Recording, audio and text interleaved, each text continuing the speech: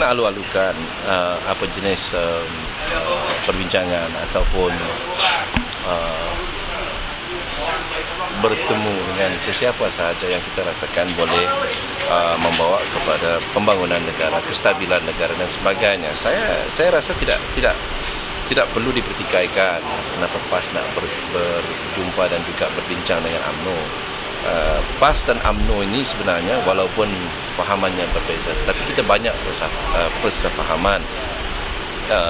Kita cuma berbeza dari segi ideologi politik, tetapi dari segi banyak aspek kita sebenarnya banyak persamaan. Pertamanya ialah kedua-duanya parti yang majoritinya untuk orang-orang Melayu, parti yang memperjuangkan Islam, dan kita pun tahu bahawa PAS pun lahir daripada pemimpin-pemimpinnya dahulu adalah pemimpin-pemimpin UMNO ataupun berada di dalam UMNO dan bersama-sama dalam kerajaan. Jadi banyak persamaan. Jadi saya mempunyai pandangan bahawa dalam politik kalau kita nak cari titik-titik perbezaan memang banyak. Jadi tetapi itu yang paling senang, tapi yang paling susah ialah mencari titik-titik persamaan.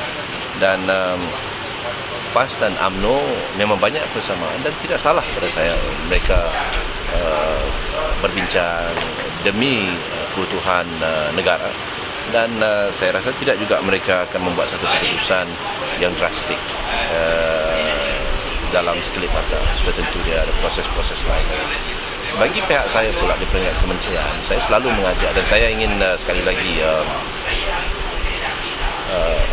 memanjangkan jemputan kepada ahli-ahli Parlimen PAS untuk datang ke pejabat saya berbincang tentang soal-soal perumahan, kerajaan tempatan dan juga soal-soal tentang kesejahteraan bandar. Saya terbuka dan dulu saya pernah pelawat Datuk Seri Anwar dan rakan-rakan mereka, tapi tak datang. Jadi kali ini saya ingin panjangkan jemputan kepada ahli-ahli PAS, ahli-ahli Parlimen PAS yang ingin berjumpa dengan saya. Pintu jabat saya terbuka untuk mereka datang dan berbincang tentang isu-isu yang ada kaitan dengan kementerian saya. Kerana saya faham di dalam Parlimen mana mungkin kita dapat membincangkan semua isu dalam keadaan masa yang terbatas dan sebagainya. Jadi saya mengambil iktibar daripada keinginan PAS untuk berbincang dan juga UMNO pun ingin berbincang. Saya di peringkat saya di kementerian, saya alu-alukan kalau ada ahli-ahli Parlimen PAS yang ingin datang, saya ingin ajak mereka datang ke pejabat dan berbincang. Tapi kita lihat pihak pembangkang sendiri mempertikaikan hasrat baik PAS tu. Sebab mereka melihatnya dari segi sudut politik. Jadi mereka gabra, mereka rasa resah. Tetapi kalau kita lihat dalam konteks yang lebih besar, di mana satu parti berbincang.